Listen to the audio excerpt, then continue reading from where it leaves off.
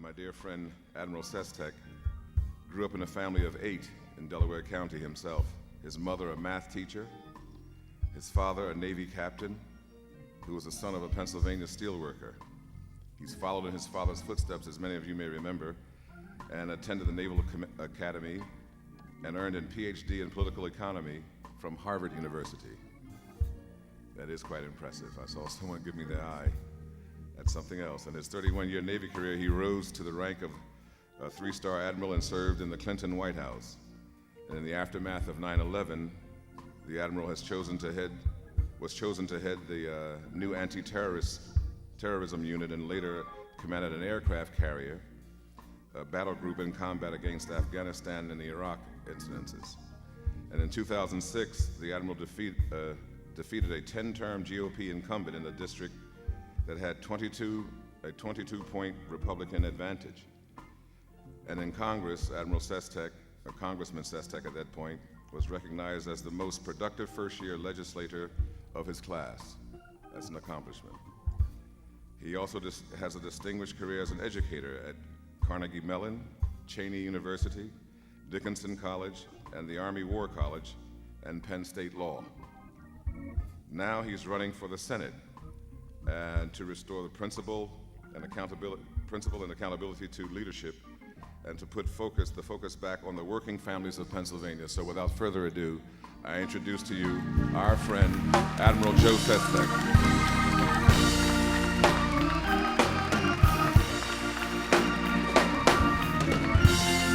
Thank you.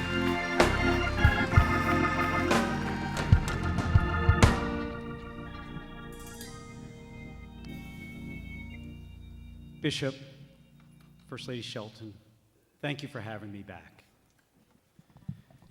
I want to talk today about 2 transformations, one of my life, but also one in this country.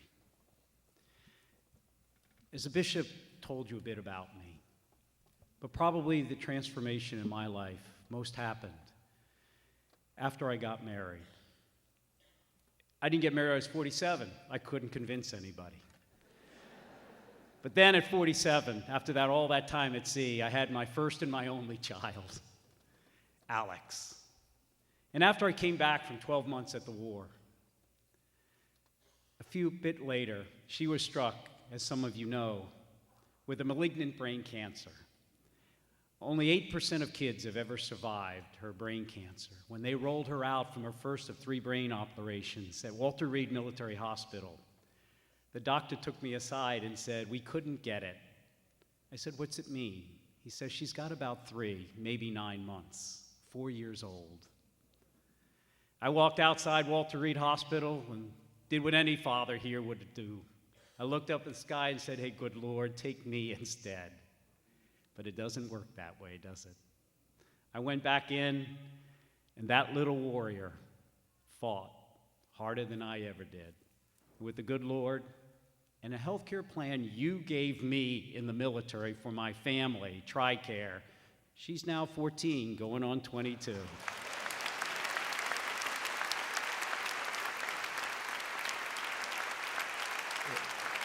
Thank you.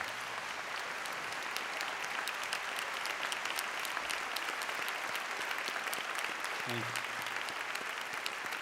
Thank you. That episode transformed my life. I got out of the Navy to take care of her, and then I needed to pay back my country, you, that saved my daughter, with a health care plan that did it. So I got out, and in 2006, I began running for health care for everyone. But the transformation in my life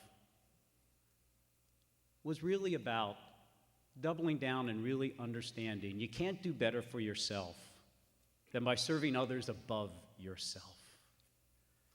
I was always struck by that wonderful story, which I've told to others, that I heard in an African-American church once, where a man left the land of Israel, went to a foreign country, and when he was there, he was arrested as a spy. And many of you may have heard me tell this story. Sentenced to hang, he said, "Let me go home one last time and hug my family goodbye, then I'll come back and be hung." And the judge chuckled and said, absolutely not. But the gentleman said, my best friend has agreed to stay in jail, and if I don't come back, he's agreed to hang in my stead. The judge did just that. He chuckled and said, I've got to see this. His best friend was placed in jail, and the man went back to the land of Israel, hugged his family goodbye, set sail with plenty of time. But there was a storm at sea. And when the ship finally pulled into port, the gangplank went down, and he ran across it into the courtyard where they were supposed to have hung his friend already, but they were late also. And he called out, stop, stop, I'm the one to be hung. His friend called back to him and said, nope, you're too late. I'm the one that will be hung. And these two friends argued amongst themselves, each arguing for themselves to be hung, louder and louder, until the king overheard it and demanded these two men come before him, these two friends. And he listened to them argue even more vociferously, each for themselves to be hung, until he finally said, stop, I will forgive you two friends, both of you, under one condition, that you two make me your third friend.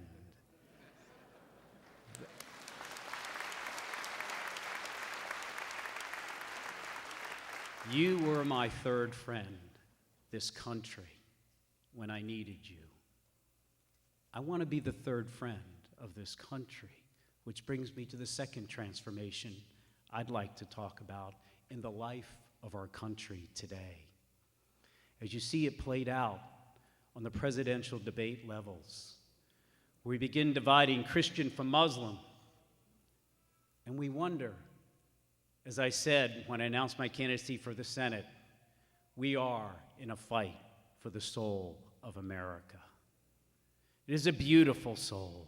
It's captured in the U.S. Constitution, the supreme law of the land, of a country that is not a country of men, it is a country of laws, of justice for all. And our forefathers told us that we would be always in the search for that perfect union, from freedom to suffrage, to finally someday equality for all.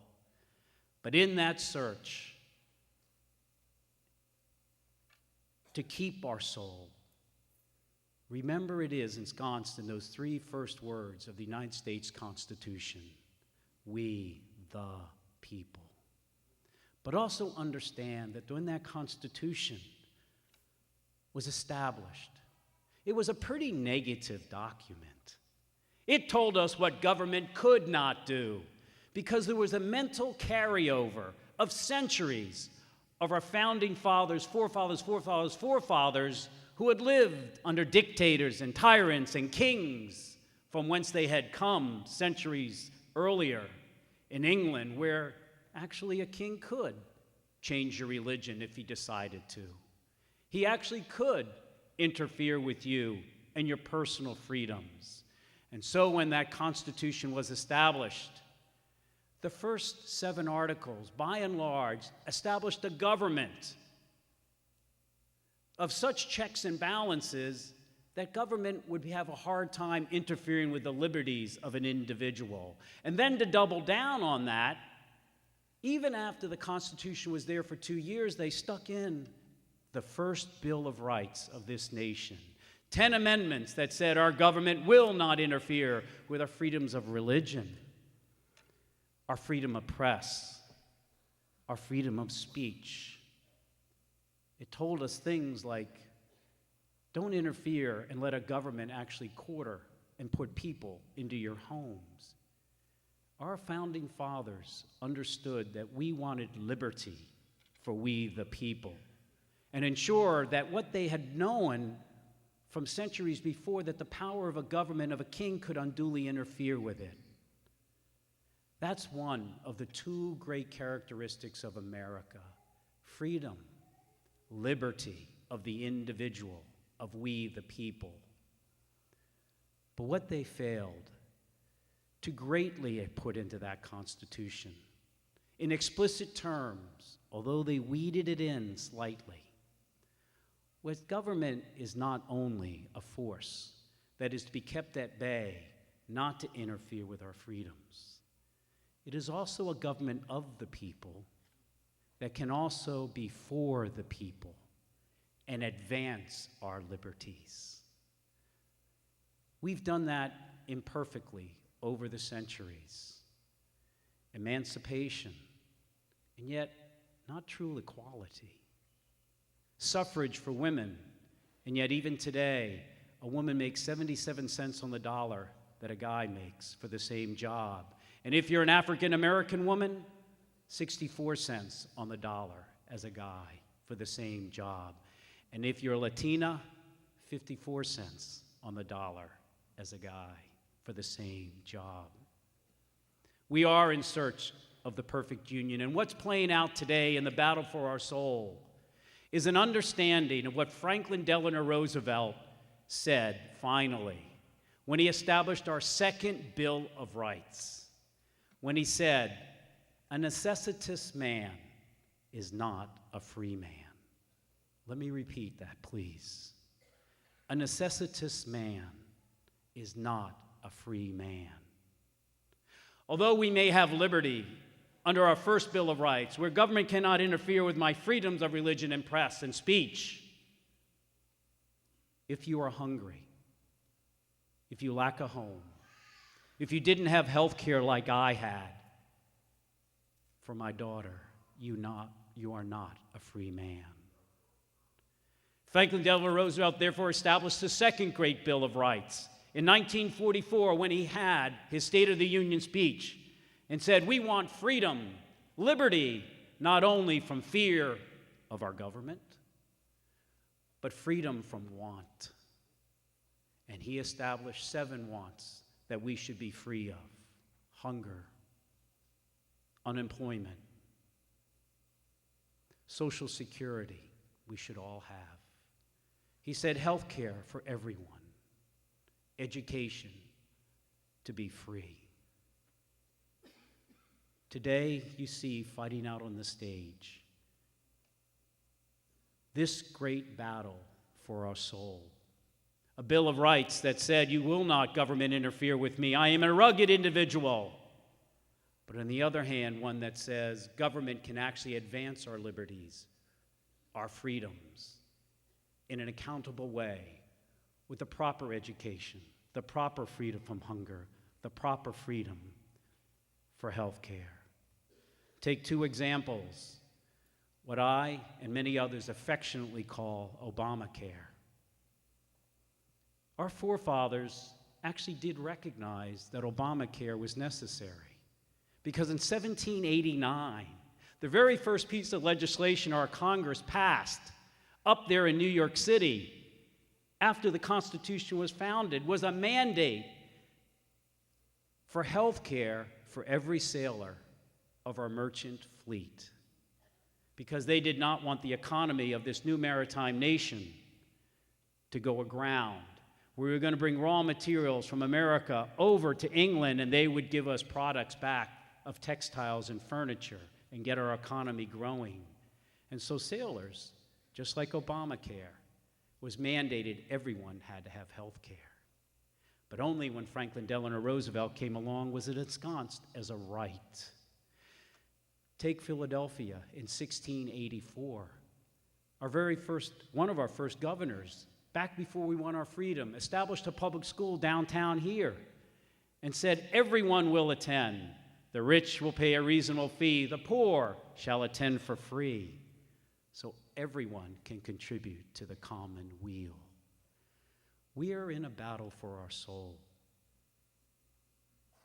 To give one last great example of the importance of those 2 great characteristics of our soul: rugged individualism. Yes, you can be on your own, but remember, we're all in this together. Half the children today in this great nation of ours are children of color.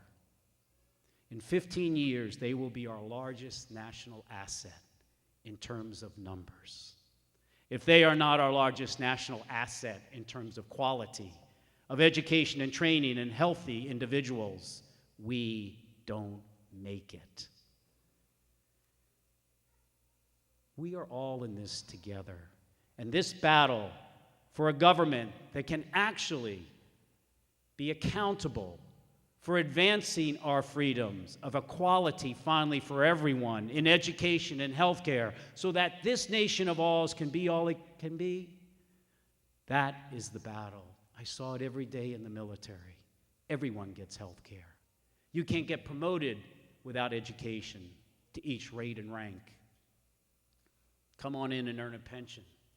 And a woman gets equal pay as a man flying that F-18. In short, that's the fight we're in. And as I end, I will leave you with two things. If there was a day that we need a transformational leader, someone like Martin Luther King, who was willing to lose advancement in the Baptist Convention when they met in Chicago, when they refused to walk and go to Selma, the establishment wouldn't. He walked out and said, "We, the people, need it." That type of transformational leadership, a transformation of our lives, our livelihoods in America, is needed today more than ever. And equal to that is needed the lesson that a young 19-year-old person of America taught me in the Navy. And that's the word accountability to people. Answering as one African-American minister taught me when he said, after I went back to the church, to say thank you. "Joe, I'll know when you're good, when what you do speaks so loudly, I cannot hear what you say." Come aboard an aircraft carrier, 5,000 sailors. Their average age is 19 and a half. My mom, high school math teacher, as you mentioned, Bishop, would come aboard and say, "Joe, these are my students." I said, "Mom, I get them a year later, and they're mighty fine." They run a nuclear reactor. They fix that plane before the pilot gets in, and the pilot never asks a question. They just salute and know that that young man or woman has done their job. They're accountable for the deed, not just good intentions. And the proof of that is when a pilot gets in that plane and they turn on the engines, and then they strap that plane to what's called a catapult, a giant whip that flips you into the air. And if your engines are working, you drop about 40 feet, and then off into the night you go. Hershey Park has no better ride than that. But sometimes the pilot's sitting there, and that engine is rocking, and you're caught into the catapult, and you're all ready to go to push that button. Your engines are roaring. You hear over the earphone headset, "Shut your engines down. We need a different plane over Afghanistan, a different type. Get out quickly." But no sailor, no pilot worth their salt will shut down their engines till they know they've been unhooked from that whip, that catapult. Because you turn off your engines, and they are 19 and a half, so a mistake once in a while could be made, and they lean against that button without your engines on. You get into the air for a great but a final ride, and you keep dropping 40 feet. So a young man, a young woman, an American who understands accountability comes out on that deck, goes underneath the fuselage where the pilot cannot see, and unhooks that plane from that catapult, from that whip. And because the pilot cannot see, that young American walks in front of the plane and gives a very simple signal to the pilot like this, and then stays right there and doesn't move until the pilot has shut off his or her engines, opened up the canopy of the plane, and gotten safely on deck. And that American youth has said everything our country is yearning for. Go ahead. You can trust me. Because if I made a mistake, and suddenly, as you shut off your engines, you start heading overboard to your death, you're going right through me, and I'm going overboard with you to my own. When I talk about transformation of this nation, this country is yearning for a transformational leader who is willing to lose it for this nation, like Martin Luther King did when he walked away from the convention and said, "We must be out there for the people, to raise them by real transformational leadership, to higher expectations, to a demand that this government of, for, and by the people will advance the freedoms so that we all in the Commonwealth of America benefit. Thank you very much.